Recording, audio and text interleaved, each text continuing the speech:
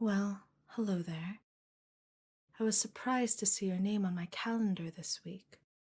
I had to double check with my secretary to make sure she hadn't made a mistake. It's been a while since I've heard from you. Please, come in, come in. Have a seat or lie down, whichever makes you feel more comfortable.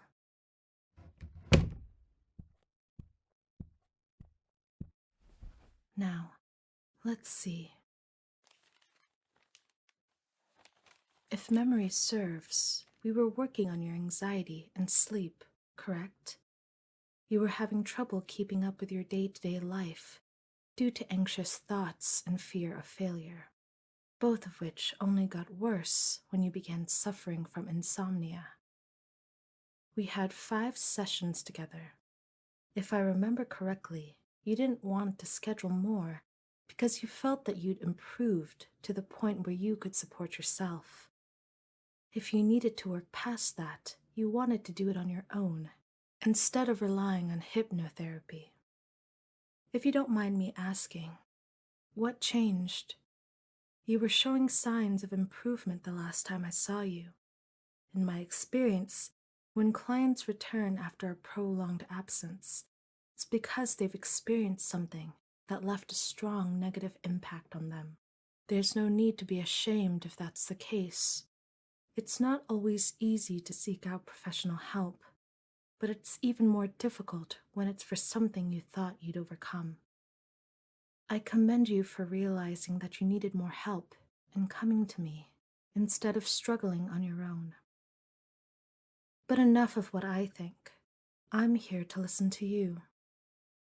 So tell me, what brings you back to my practice? I see. You felt as though you had to come back. There are times when we experience urges we don't fully understand, but are compelled to listen to regardless. In my personal opinion, it can be good to go where those urges lead. More often than not, it's your subconscious mind pushing you to a solution that you don't consciously see. In this case, it seems like you knew you needed outside help and brought you back to me. How has your anxiety been since our last session? I see. I'm sorry to hear that. I can imagine the increased stress has made it difficult to keep up with your studies, as well as your work. You've been skipping both? That's not like you at all. You made the right choice, coming back here. I promise, I'll do what I can to help you get back on track. How about your sleep? I imagine that having so much extra stress is making it harder to get your rest. You're sleeping more, not less? Well, I'm happy that you're not losing sleep. More than 8 hours each night isn't healthy either. There are times you don't want to wake up. That could be a sign of something serious. Please, tell me what you mean by that. I need to know all that I can if I'm going to help you. Ah, I see. You don't want to wake up from the dreams you're having. I've felt that way too sometimes, and I'm sure others have as well. If you associate the waking world with anxiety and stress, it makes sense to want to stay in a dream where those aren't an issue. Still, having that happen every night isn't normal. It really does seem like you've taken a turn for the worse. It's strange. I've never seen this happen with my clients before, not without reason. Do you have any idea what might have triggered it? In that case, we'll have to try and pinpoint it together. What have the dreams been about, if you don't mind me asking? Please, there's no need to worry. Whatever you say here is entirely confidential. I'm not here to judge, only to help. About me? Strange indeed. Why wouldn't you want to wake up from those dreams? If they're dreams about my practice, then I see why you'd consider them more calming than your day-to-day life, and want to linger there. If that's the case, you're welcome to schedule more sessions with me. I try to be as flexible as possible with my schedule, so I can help my clients when they need me most. If the dreams weren't about my practice, then what were they about? The two of us, together. Ah, I see. Well, I suppose I only have one thing to say to that. Mudslide. My. You're such a good listener, aren't you, love? You fall so easily for me, and into such a deep, deep trance. In all my years of practice, I've never seen someone so beautiful like this, suspended between the self that is yours and the self that is mine. They'll both be mine soon. It's endearing how oblivious you are.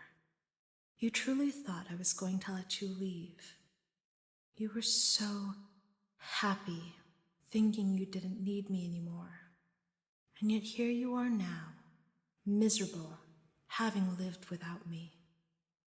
You're practically in pieces, just waiting for me to pick you up and put you together, however I want. Soon, I won't just be in your dreams. I'll be in every thought that passes through this moldable mind of yours. You won't be able to think of anyone or anything else. Family, friends, school, work, none of it will matter anymore. You will be mine, all mine. Soon enough, love. Soon enough, you won't be able to stay away from me. You'll find your way back to me, no matter what. You'll want to throw yourself at me and never let go. I wish I could have you faster, but I can't afford to make even a single mistake. I must do this right. I want you to give yourself completely and utterly to me, and I want you to think it was your own decision. You'll resist me less that way. You understand, don't you? Of course you do. Subconsciously, you know this is for the best. You know that you were made for me. I know it too. I knew from the moment I saw you that you were the mind I wanted to take in my hands and mold like clay until you loved me with every fiber of your being. One day soon, you'll come running through my door and give yourself to me completely. When that day comes, I'll welcome you with open arms. But until then, mint julep. How does that sound? It looks as though the lack of sleep is affecting your focus as well. It's all right. All I said was that I think it would be in your best interest to start scheduling sessions with me again. As I mentioned earlier, my schedule's very flexible, and I can meet with you as often as you need. I can't imagine why you've had such a sudden relapse, but rest assured, I will do everything in my power to have you back where you should be. Please, there's no need to thank me. It's for you after all. Now, why don't we get started with today's session? I've acquired a new pendulum since the last time we met. My old one was getting tarnished, and I think this one is much more eye-catching. Don't you agree?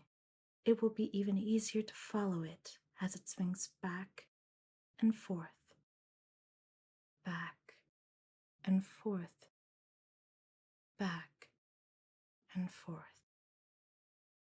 I want you to focus on the sound of my voice. Let it push all other sounds, all other thoughts from your mind. Let it be the only thing you want to listen to to obey. Let your body relax with each word from my mouth. I'm going to count to 10, and with each passing number, you're going to fall deeper and deeper into my trance, deeper and deeper into me. And once I reach 10, you'll be completely under and ready to follow my suggestions. 1, 2, 3, 4, 5, 6, 7, 8, 9, 10. Oh, love, you look so beautiful under my control. A perfect little doll, ready for me to play with.